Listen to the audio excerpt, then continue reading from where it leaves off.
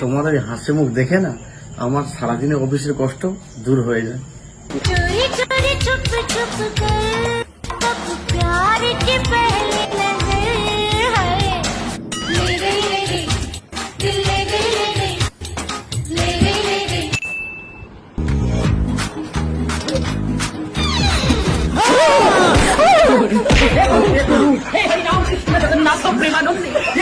আরে মাঝে মধ্যে একটু মেকআপ টেকআপ করো নাকি? তোমার তো দেখলে আমার হার্ট অ্যাটাক হয়ে যাবে।